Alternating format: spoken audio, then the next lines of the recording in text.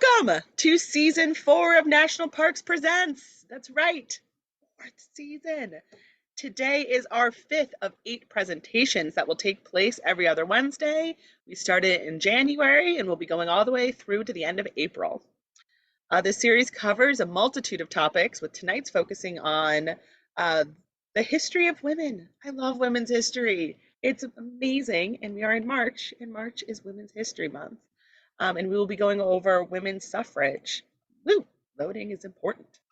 But before I go into boring Zoom features, I do want to remind people that the Boston Public Library is a repository of National Park Service materials along with other government publications. These can be found in the Research Services Department. You can always email our research department, and that email address is ask@bpl.org. That's ask@bpl.org. Now for boring Zoom features. And I know you're like, Karen, we've been doing this for 4 seasons, but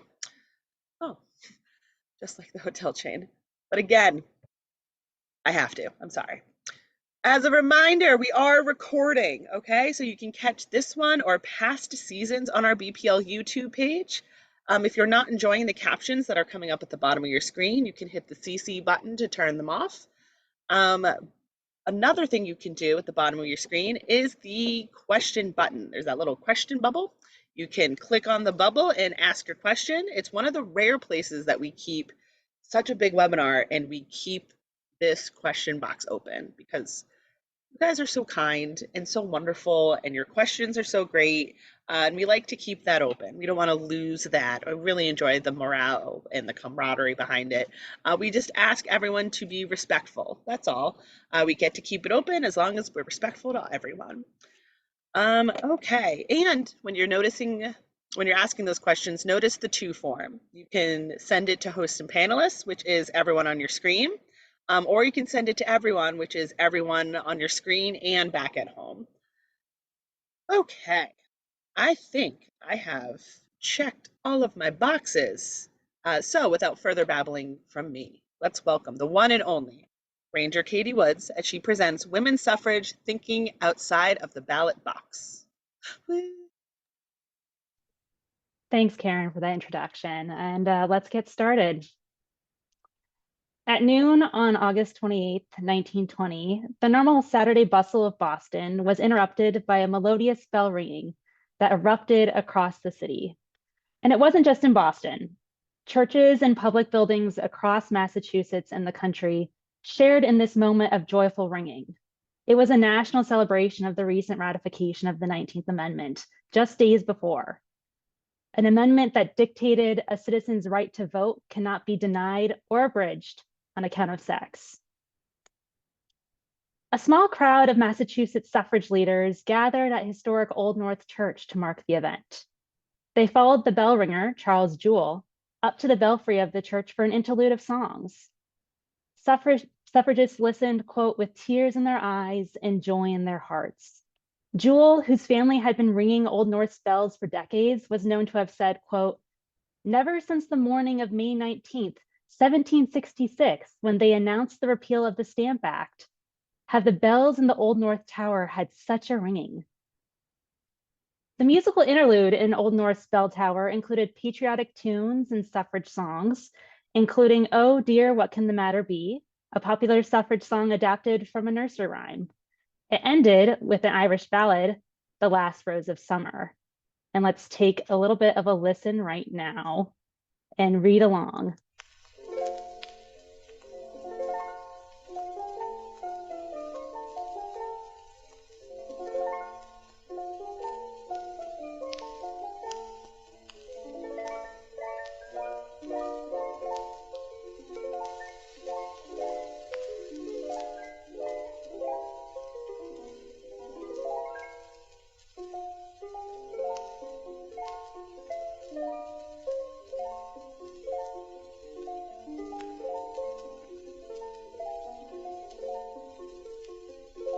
I think that's enough for you to get a sense. So this song was originally written by Irish poet Thomas Moore and was later adapted to music. And this poem, as you can tell, comments on the dying of the final rose of summer. So why was this song played here? Well, it happens that the red rose also is a symbol of the anti-suffrage movement. So the message that suffragists were sending by playing this song at a victory event was pretty clear. The Massachusetts legislature had laid to rest the final anti-suffrage rose over a year prior to August 1920, ratifying the 19th Amendment in June 1919. And we see here suffragist Florence Lescomb's ticket to actually witness the ratification of the amendment by the House of Representatives on June 25th. In fact, Massachusetts held the boastful title of being among the first 10 states to ratify, the eighth to be exact. But don't let that number fool you. The path to the vote in the Bay State was anything but easy. Victory in Massachusetts came following decades of tireless efforts by thousands of women working against immense opposition among the strongest organized opposition in the country. Women of all ages and backgrounds dedicated their lives to the goal of voting rights for women, many knowing full well they would not live to see its realization. But this understanding did never stop them. It took generations of women, each considered radical in their own time, to keep the fight going for 70 years. Their ingenuity and resourcefulness helped them reach mass audiences, ultimately helping to change minds and legislation. So today we're going to take a brief look into this ingenuity and resourcefulness of the suffrage women of Boston to consider what it takes to form and sustain a movement. A core element to any movement is messaging. You need to have a message that connects with people, and you have to find ways to spread your message to the widest audience possible. For tonight, we're going to focus on the primary goal of the suffrage movement, women obtaining the right to vote. Let's look at how Boston women spread the word on the fight for voting rights, starting with the Woman's Journal. Considered the suffrage Bible, the Woman's Journal, and later Woman's Journal and Suffrage News, trumpeted the women's suffrage cause for almost 50 years. Boston suffragist Lucy Stone founded the weekly paper in 1870 with her husband, Henry Blackwell. Other leading activists of the day, including Mary Livermore, Julia Ward Howe, Thomas Higginson, and William Lloyd Garrison, served as its early editors. But it was primarily Stone and Blackwell who shepherded it for decades, investing energy and resources into its success. Their daughter, Alice Stone Blackwell, also joined as editor in the 1880s, eventually taking the reins after the death of her parents. And all three of them are shown here. So what made the Women's Journal so essential to the formation of the organized suffrage movement? Women across the country relied on it as their link to the movement. Here they could access the news of women's suffrage events, read editorials by leaders, as well as enjoy poetry and fiction pieces. Cartoonists by women illustrators became popular in the 1910s, adding visual messaging to its pages. And here we see a couple examples of cartoons by women illustrators Lou Rogers and Frederique S. Palmer. Generally considered moderate with an optimistic tone, the journal received wide appeal and became the de facto organ of the suffrage movement. National suffrage leader Carrie Chapman Catt said, quote, "No suffragist, private or official, can be well informed unless she is a constant reader of it." With subscribers and contributors around the world, the journal shared stories that spanned state and international lines. So let's take a single publication, actually the first page of a publication, and I chose March 7th, 1914, since it's March 2024, so 110 years ago. Just by looking at the first page alone, we see, in maroon, articles about the status of the federal amendment in the US House and Senate.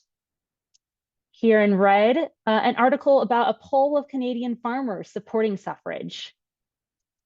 In blue here, articles about state legislative activity in Massachusetts, Kentucky, and Ohio.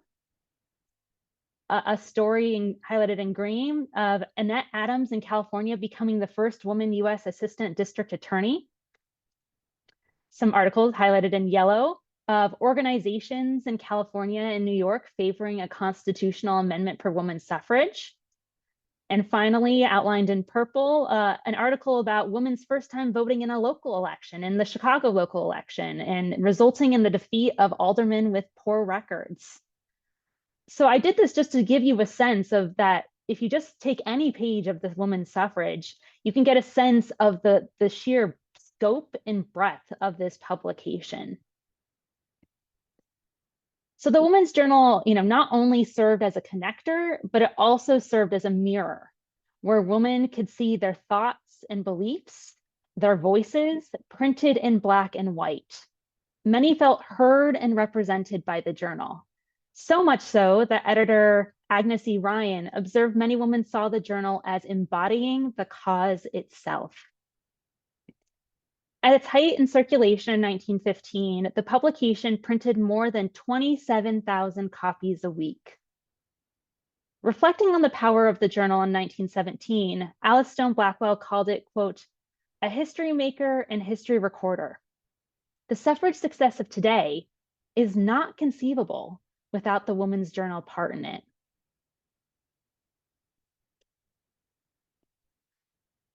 Another woman-run Boston-based publication that supported the women's suffrage cause was the Woman's Era. Established in 1894 by Josephine St. Pierre Ruffin and Florida Ruffin Ridley, the Woman's Era served as a platform through which African-American club women could present a public voice. In its second edition, the Era announced its goal as, quote, to give knowledge of the aims and works of each club, to help in every way their growth and advancement, and bring the colored woman together in great and powerful organization for the growth and progress of the race. The Women's Era played a role for its audience that extended beyond women's suffrage. It served as a publication for Black club women by Black club women. Ruffin and Ridley quickly expanded the reach of the Era beyond Boston, making it the leading Black club women's publication in the United States, with contributors and editors from across the country. Clubs contributed updates on local activities, and editors provided sections on literature, health and beauty, and news about issues that were particularly relevant to its audience of Black women: education, politics, discrimination and anti-lynching efforts, and of course, women's suffrage. In editorials likely written by either Josephine Ruffin or Florida Ridley, they criticized the anti-suffrage movement, saying, quote, the weak, effusive arguments against suffrage can have but one effect on the indifferent, and that is to turn them into suffragists. They also put forward strong arguments in favor of women's suffrage, saying, quote, this class of women has everything to gain and nothing to lose by endorsing the women's suffrage movement. The publication also shared updates on legislative movement and promoted local suffrage events in Boston as well. So while not intended as a suffrage publication, and I wouldn't classify the Era as one, the Women's Era still played a significant messaging role on behalf of the women's suffrage cause, reaching the eyes of many Black club women from across the country. Following in the tradition of other activist movements, the women's suffrage movement also turned to song as an effective messaging technique. Protest songs have existed for hundreds of years, and they exemplify the power and politics of voice. For suffragists, they saw music as a familiar yet powerful tool and created songs as rallying cries for the movement. Starting in about the second half of the 19th century, women's rights activists and their allies created suffrage songs by either adding new lyrics to popular tunes or adapting existing songs or hymns. These songs increased solidarity and focused on the themes of hope and progress. While there are so many songs that were published all over the country at this time, I thought I would share just a few with some specific Boston connections. So first, we'll start with one of the earliest examples of a women's rights song, which actually comes from the well-known abolitionist and ally to the suffrage cause, William Lloyd Garrison. His song, Human Equality, is identified as a supplemental to the song A Man's a Man for That, which was a popular abolition and labor song by the Scottish poet Robert Burns. In his rendition, Garrison hopes for a future in which women will stand equal to men, and he argues that all will benefit when women have access to the vote. The closing stanza reads, quote, "Then hail the day, come when it may, as come it will for a that. When woman's worth all over the earth shall honored be for a that. For a that and a that, co-equal, free, and a that. Through her enfranchisement our race shall nobly rise for a that." While Garrison's song more broadly spoke to the movement and the cause of equality, other songs were meant to mobilize women and men in support. The 1871 song, Daughters of Freedom, The Ballot Be Yours, was published here in Boston. Written by lyricist George Cooper and composed by a Boston musician and composer named Edwin Christie, this song calls on women to dedicate themselves to the cause. Let's listen to a 1998 rendition by the Music for the Nation singers at the Library of Congress. Daughters of freedom, arise in your might. March to the watchman's justice and right. Why will ye slumber? Wake, awake. Blow on your legions, light doth break. Sunder the fetters custom hath made. Come from the valley, hill and glade.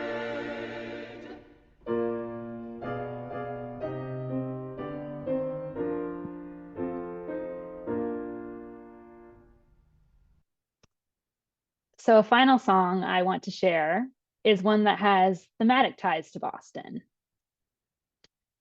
A lyricist known in publications as L. May Wheeler published a collection of suffrage and temperance songs in 1884. Among these was the song titled "Taxation Without Representation is Tyranny." Wheeler connects the fight for liberty and representation in the Revolutionary era of Boston to the fight for women's rights and representation a century later. If we take a look at the first stanza on the left column, we see this connection clearly laid out with the question posed: why women should not have the ballot when taxed just the same as a man? And then going on to say, quote, "'Twas this very spirit of thraldom that called out the brave women of old, who made Boston Bay and its waters all the tea of the province to hold." So by this, it's giving credit to not only women's participation in the American Revolution, but even suggesting the participation in the Boston Tea Party. In the second stanza, we see Wheeler continue to draw on the Revolution, this time using the imagery of the Battle of Bunker Hill with "Oh, shades of that old Bunker hillside," and doing so to rally men to challenge the injustice towards women, recognizing that men hold the political power to, quote, "vote out of this injustice today and place in the hands of thy woman the ballot forever and aye." So unfortunately, I have not been able to locate either sheet music nor a recorded version of the song, but we do know the melody to which it was sung to, a marching song called "The Red, White, and Blue." So I'm going to play a bit of that now, and I think if you read along, you may be able to get a sense of how it might have sounded.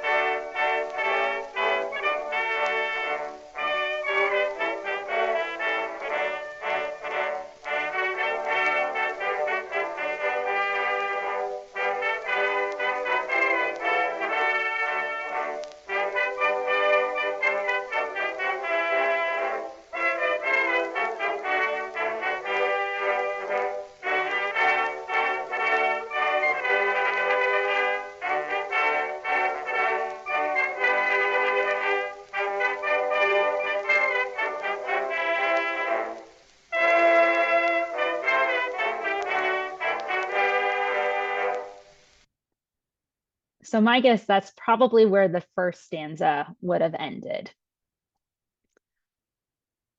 So just, from this brief overview, I'm intending it to just be a sample of the many suffrage songs that were likely sung at meetings and rallies in Boston and across the country, drawing from classic American themes such as justice, liberty, equality, and representation. These songs offered the movement an opportunity to send a clear message across the country, one of hope, strength, unity, and most importantly, women's determination to make their voices heard and recognized. So we see that a movement needs a significant message, and more importantly, ways to share that message with a larger audience. But there's an essential element needed in order to have the means to disseminate any message, and that is money. Suffragists needed funds to hold meetings and events, print publications and other printed materials, run organizations, and pay full-time activists. While some rich Boston Brahmins donated large funds to the local and state organizations, Boston suffragists often had to look elsewhere to raise the capital needed to keep the movement going. One of their most successful fundraising efforts was the Suffrage Bazaar or Suffrage Festival. Fairs, bazaars, or festivals had long been a traditional space for women to raise money for a variety of causes. Prior to the first suffrage bazaar in 1870, Boston had seen its share of the success of other fairs, such as the 1840 Bunker Hill Monument Fair, which raised the final funds, over $30,000, to finish the building of the Bunker Hill Monument, as well as several anti-slavery bazaars or U.S. Sanitary Commission fairs. Women-run fairs gave women a space to apply their resourcefulness and entrepreneurial spirit to contribute to social causes. So while the idea of the bazaar was not necessarily new, suffragists took this concept and ran with it. A February 1870 issue of the Woman's Journal announced Boston's first suffrage bazaar would occur later in the year.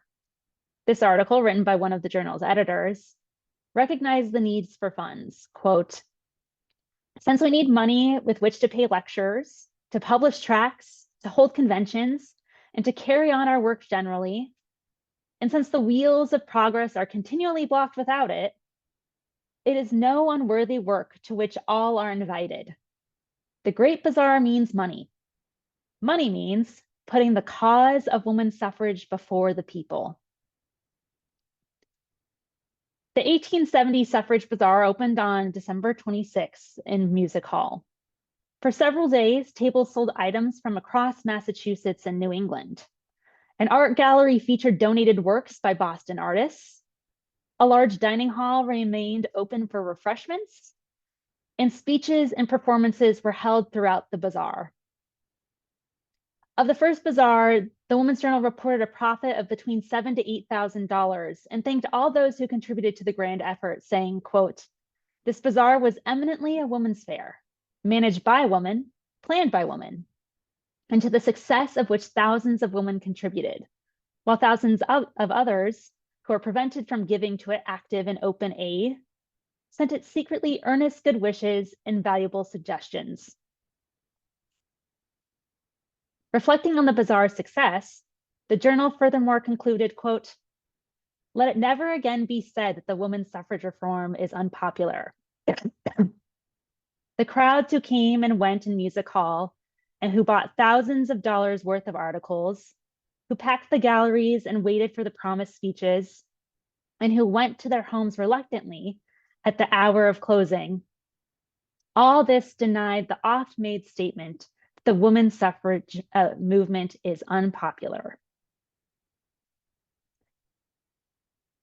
Suffrage bazaars continued throughout the rest of the 1800s, raising money for state and local organizations. In 1913, the concept underwent a rebranding, becoming the Bay State Suffrage Festival. Held in the Copley Plaza Hotel, these festivals also lasted several days and had a program filled with games, speeches, concerts, fashion shows, and dances. Stalls run by organizations from across Massachusetts had suffrage materials, refreshments, pre-ordered goods, and homemade crafts for sale.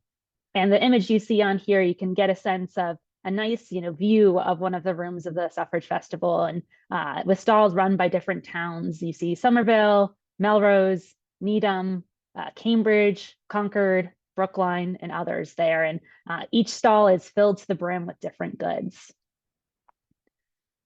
Suffrage bazaars and festivals held in Boston often proved successful not only in its main function as a fundraising tool, but also in bringing attention to the suffrage cause.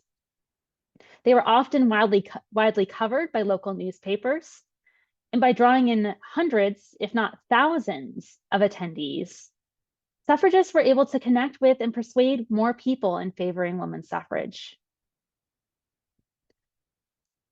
One of the items for sale during the 1886 Suffrage Bazaar, held at Music Hall, actually became available for purchase nationwide. This was the Women's Suffrage Cookbook. Local suffragist Hattie Burr compiled and edited this cookbook, using the bazaar as the book's official launch. The cookbook contained recipes from about 200 contributors, mostly those from Massachusetts, but there was some representation across the country. In her preface, Burr said, quote, "A book with so unique and notable a list of contributors, vouched for by such undoubted authority, has never been given to the public." So while a cookbook might not be considered necessarily an inventive fundraising item for women, it actually served multiple purposes. So not only was the cookbook a familiar product that could appeal to, a large audience of women, but it also helped combat anti-suffrage rhetoric that claimed suffragists were not good wives, mothers, or homemakers. With Lucy Stone sharing her yeast recipe, Mary Livermore her Graham gems, or Harriet Hanson Robinson her everyday plum pudding, the cookbook served as both a fundraising and messaging tactic in challenging critics' concerns that the right to vote, or even the advocating the right to vote, would relinquish women from their womanly duties, in their minds, from their roles in the home and the kitchen. While we're on the subject of food, I'd also like to share, one other small yet unique fundraising method used by some Boston suffragists during the last years of the fight for suffrage. In 1915, members of a local organization, the Boston Equal Suffrage Association for Good Government, known as BSAG, opened the Sunflower Lunchroom in downtown Boston. Referencing the national suffrage symbol of the sunflower, BSAG opened the lunchroom as a way to earn money to fund its headquarters rent. On this slide, we see an image of the Sunflower Lunchroom in the upper left, and then an advertisement for it that was in the Woman's Journal. This small lunchroom served a fixed course menu starting at 25 cents. According to the Journal, some considered it the best lunch in town. It then later expanded its menu, and we see here a sample menu with a variety of hot dishes. So listed, we have, tomato bisque, minced lamb on toast with currant jelly, corned beef hash with buttered beets, corn fritters, and maple syrup. And if you have a sweet tooth, there's also a lot of desserts on it with sponge cake, homemade apple pie, and jellied fruit with whipped cream. So from, the multi-day bazaars and festivals to this simple, one-room lunchroom, Boston suffragists considered many avenues in securing funds to support their organizations. Women relied on their own ingenuity and entrepreneurship in order to keep the movement going.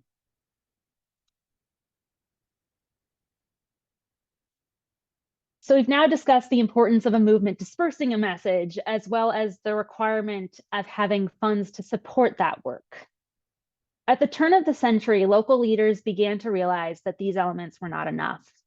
Yes, the journal still proved vital for sharing information, and various fundraising tactics still needed to be pursued to fund organizations and activities.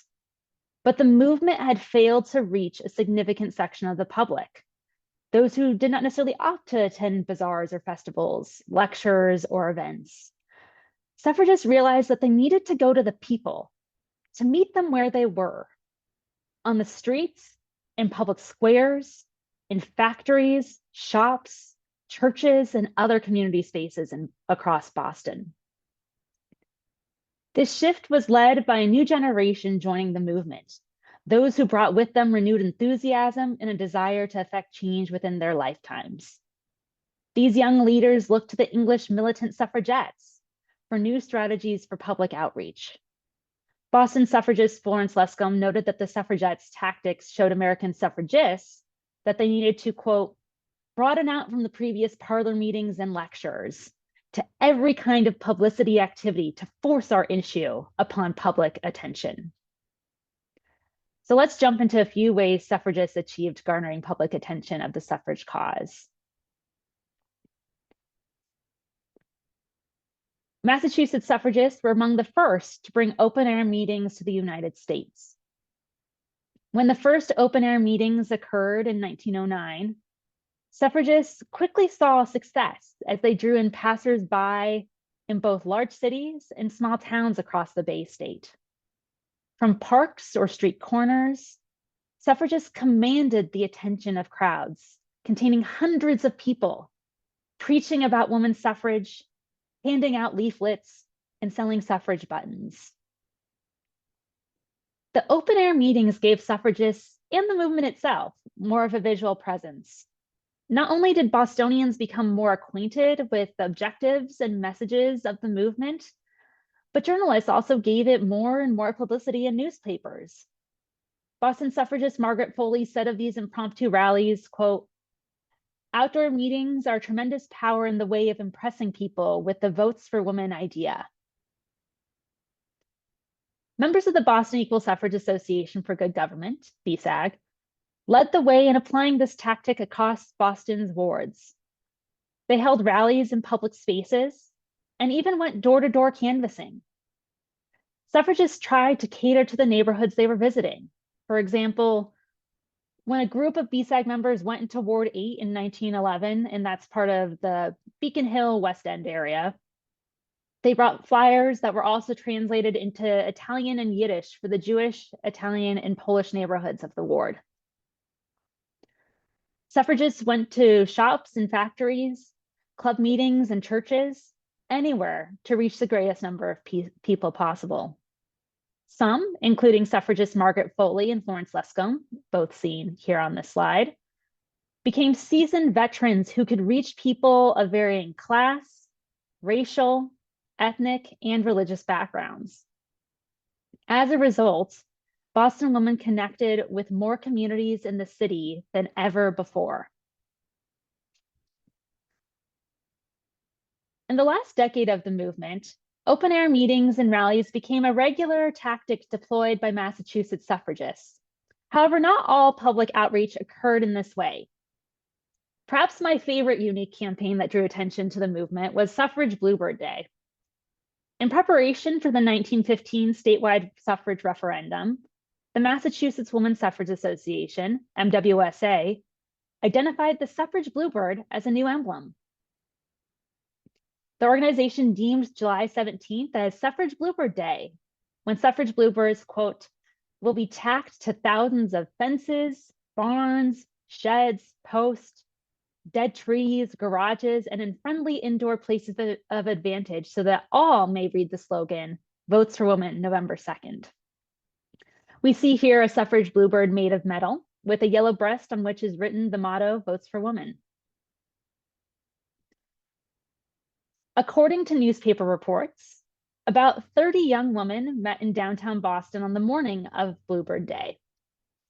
They split up until at least 12 decorated cars all had been donated for the cause before driving around the city into the greater Boston area to post the bluebirds everywhere they could, meeting groups of children dressed in costumes at various locations. This Boston Evening Transcript image shows two girls in costume tacking suffrage bluebirds to a tree in Boston. So what I love about this is the guerrilla style of marketing. You know, imagine that these bluebirds were appearing as if out of nowhere in neighborhoods and communities, making the suffrage cause plainly visible for all to see. The MWSA remarked on the success of the suffrage bluebird and said, quote, no bird since the time when Noah sent the dove from the ark has ever carried a message so fraught with the cause of humanity.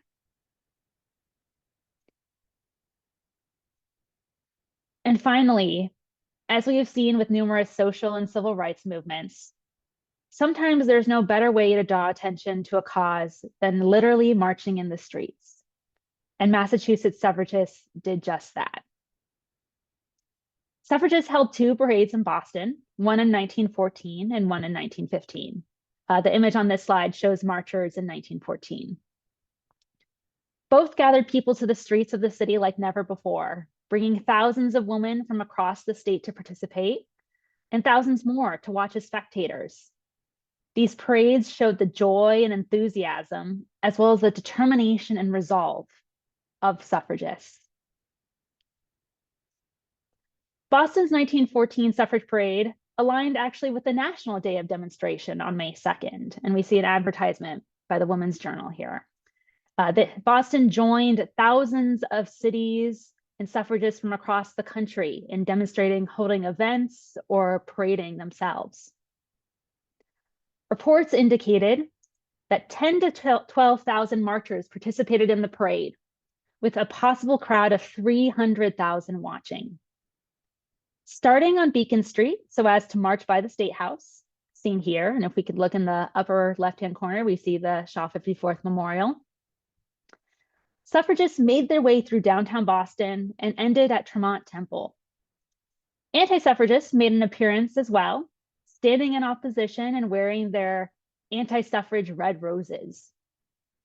Despite this show of disapproval, all considered the parade a success. Massachusetts Governor David Walsh said of the event, quote, "No citizen could witness the outpouring of earnest and high-minded women without appreciating the great importance of the movement. This day's event will serve to attract more thought and deeper consideration to the vital problem of equal suffrage." The Women's Journal called May 2nd, quote, "a great, a glorious, and a happy day," and that, quote, "every suffragist is happy and triumphant and feels that the parade was worth all it cost, in money, in effort, and in time." When suffragists took to the streets again in October 1915, more was on the line. Less than a month away, the statewide referendum on women's suffrage would occur. Again, by the thousands, women suffragists and their male allies took their positions for an elaborate spectacle. Composed of 25 bands and 12 floats, and with representation across cities, counties, colleges, and professions, this victory parade brought Boston to a standstill. Antis once more showed their opposition, selling red roses and releasing red balloons.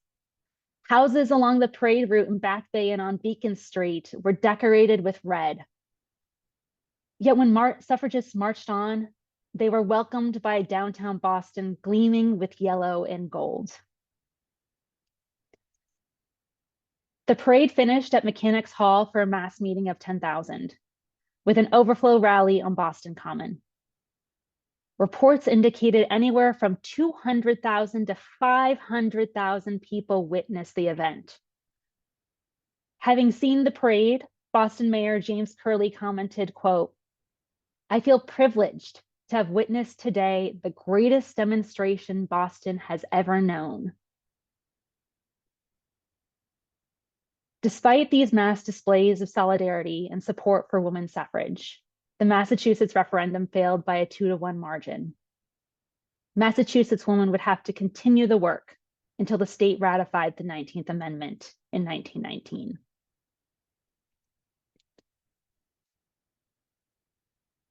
So tonight we've spent some time just going into some of the main elements needed to form and sustain a movement: creating and spreading a message, fundraising, and drawing attention to the cause. I would be remiss if I didn't also acknowledge that these are just a few of the many tactics Massachusetts and Boston suffragists employed. They also held conventions and meetings, published tracts and broadsides, wrote petitions and spoke at hearings, picketed, faced imprisonment, and worked on state and national legislation. Everything they did brought them one step closer to victory.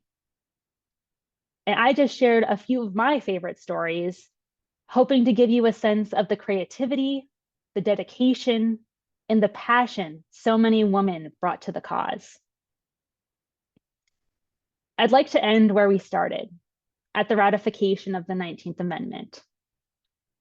During a victory meeting in Faneuil Hall in September 1920, Alice Stone Blackwell, who had achieved what her mother Lucy Stone had started, spoke to the crowd, quote, "Now that we have the vote, what are we going to do with it?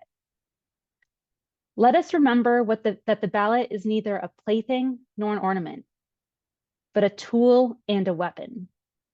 It is a tool which, rightly used, can do almost anything." Because it is important to remember that for the women of this movement, they devoted their time, their effort, their resources, not to reach an ending, but to start a new beginning.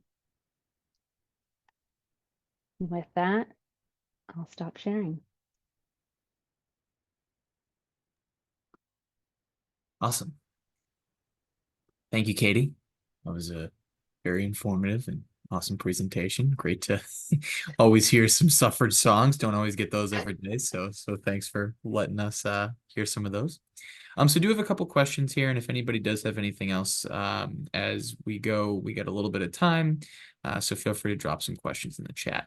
So first and foremost, one of the questions that actually came in prior to the presentation, and you talked about it a little bit with the suffrage cookbook, but someone was curious to hear how the kind of out of the box tactics, right? Like creating a cookbook, different things of that nature. How is that translated to what's seen in more recent times? So thinking and kind of speaking to like the evolution of some of these out of the box tactics, if you've seen them in other areas of activism. Yeah, I mean, I think that, you know, what's so wonderful about activist movements is that they're always creative and they thrive on creativity, and seeing some of the through lines, like you can suggest that the Women's Journal is very much like social media today, you know, albeit maybe social media is a little bit more immediate than a publication, but it's still, you know, rooted in very similar themes about messaging. You know, I think there are different challenges that different activist groups have, you know, initiated that are meant to get people excited and take part in different events that could be translated to similar to, you know, cookbooks or different fundraising tactics. You know, you see celebrities or other people, you know, inviting people to their houses or to events to kind of raise money for certain causes. So there are still, I think, the core elements that you see throughout history, you know, and I mentioned just a few of them about kind of messaging, drawing attention to it, fundraising efforts, and that they continue and show up in different ways over the course of history and up to today, definitely. And you see some ones that have lasted the test of time. You know, as I said, marching and having different marches is something that, you know, still occurs today. For sure. Thank you. All right. Next question, and I know that you can definitely speak to this. So what are some of the ways that these women are commemorated within the National Park Service? Yes, of course. So specifically talking about these Boston women, the National Parks of Boston has quite a few resources available on our website. Either Sean, you or I can drop that link into the chat. We have a whole Boston a Suffrage Hub that has a whole, you know, a whole slew of different features about a lot of these suffragists, an interactive map for people to enjoy. We have a audio tour that can take on the NPS app that focuses more on Beacon Hill and Black women's activism, which I would highly recommend as well. And during the summer, the National Parks of Boston hosts recreations or living history programs of the Boston Women's Tea Party, which was an event that happened in 1873 on the 100th to commemorate the 100th anniversary of the Boston Tea Party, but this historical event led by women suffragists was about drawing the connections between the original Boston Tea Party to the rights that women were trying to gain, that were rooted in the same themes and ideals that the original revolutionaries fought for. So we have a great variety of programs and information and resources that really share the wealth of suffrage history in Boston. Yeah, and then we also have our Suffrage Black and White. The first play will be taking place in August this year. Do you remember the title is Light The Under Light Under the the Dome. Dome. Yeah. Yeah, so stay tuned for that for sure. And then simple question, is the Orpheum the old Boston Music Hall? I believe so. I Yeah. think it is. Yeah. Um, next question. Why was the bluebird chosen as the emblem? Yeah, that's an interesting question, and one that is not an easy or simple answer. It's something that when I was originally researching it, it drove me crazy because I could not locate a reason. I was looking through the MWSA records. They said that it was decided in a May convention, a 1915 convention. And so I looked back at like the records of that convention, and all it says is like, we decided on the bluebird. and like nothing about like, were there other symbols that were posed? And I've talking with other, scholars on this research. It's kind of, an interesting question of not quite sure. I mean, the suffrage bluebird, when they talk about it, of joy, of happiness. So it could be an element there. What I find interesting is that the anti-suffragists also make an interesting argument about the suffrage bluebird.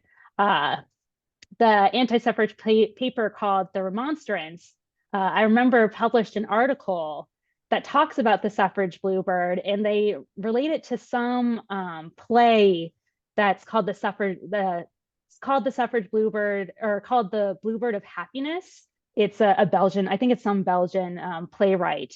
And it's about two kids who are looking for the bluebird of happiness.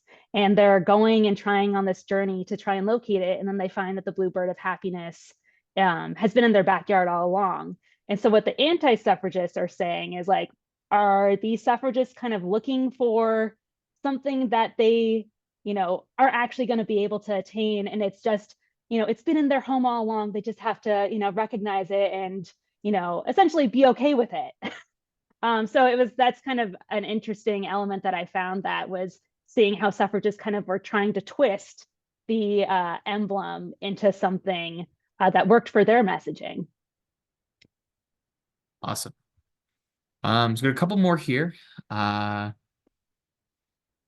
So kind of a general comment, and then people interested in a little bit more, and just kind of, I'm wondering if you can just speak generally, a little bit to the idea of Boston streets holding layers of civil stories, multi-layers, right? Stories of people, very compelling. And I was just wondering if there was anything that you could speak a little bit to kind of about those layers, and about kind of, the various civil stories that are existing within the streets.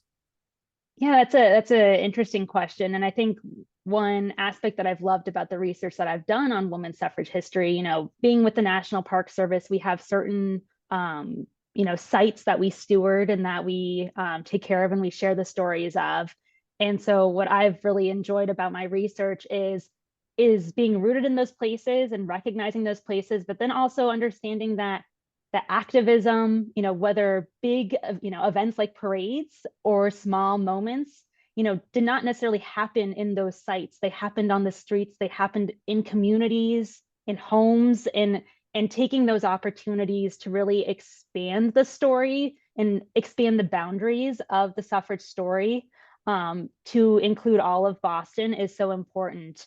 And it really gives a lot more agency to the people who were involved, because a lot of suffragists were not necessarily the people standing up and speaking, at Faneuil Hall. They were the attendees. They were the ones who, maybe worked in one of the suffrage offices, putting stamps on broadsides. It's, a lot of women whose names are not necessarily, remembered widely today. And so by kind of opening up those boundaries and showing a lot of these stories and how they intersect across the greater landscape of Boston, hopefully kind of brings more agency and life and presents a fuller picture of the movement. Awesome. So how did tactics and approaches of women aligned with the women's era and women aligned with the women's journal compare? And did these groups intersect and kind of galvanize each other's efforts? Yeah, I mean, That's there are kind of some a challenges in the historical record of. I do know that the Women's Era Club, which helped produce and run the Women's Era Journal, they did participate in events. I've located different articles that actually said that they would meet in some of the suffrage headquarters. They would show up and prepare for different suffrage bazaars and festivals. So I do have some records that showed their active participation within the suffrage movement.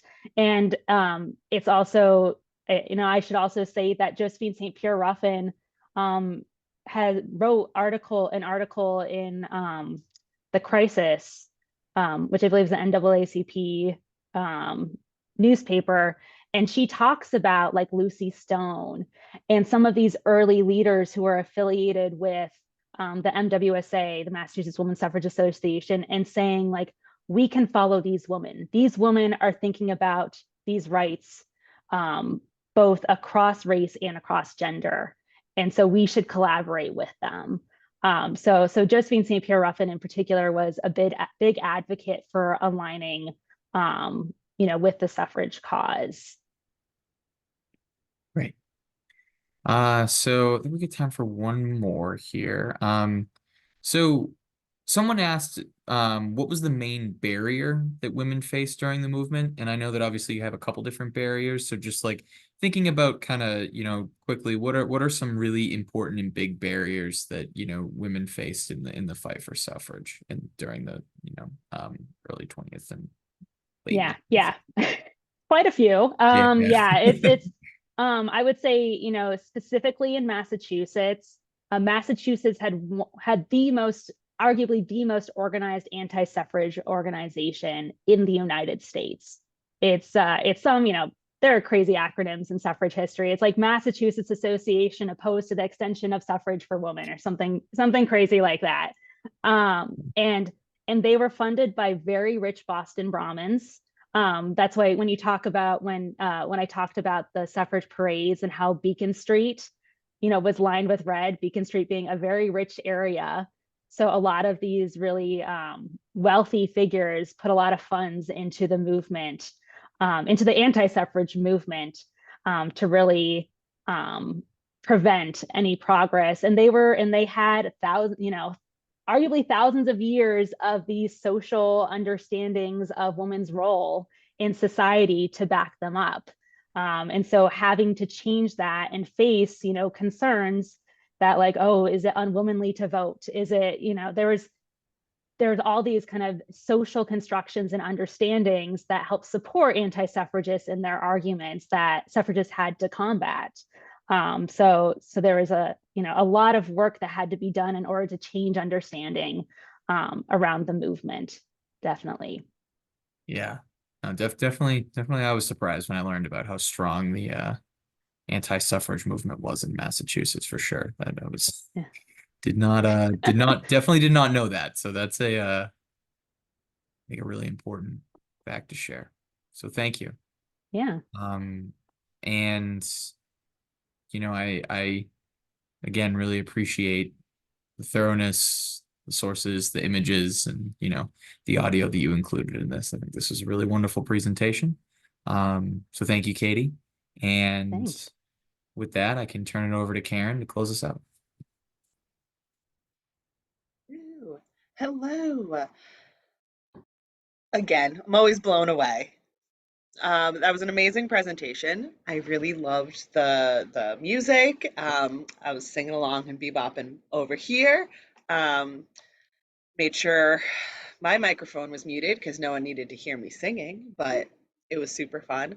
Also went down a deep dive because I was the one who asked the Orpheum Theater question, because when you walk around Boston, there are certain streets that stick out in your mind, and no matter how, like, the decades or even 100 years ago, it's like that divot in the street. It's very familiar. Anyway, that is my own ramble. Thank you so much, Katie. This was amazing. You should have heard Amanda and I clapping along, going, go women, women's suffrage, and also go vote. Voting is important. It's the only time anyone wants to hear our voices. So vote, vote, vote. This was amazing. Thank you so much. And in 2 weeks, we will be back. And we'll see you then. Thank you so much. Have a great day.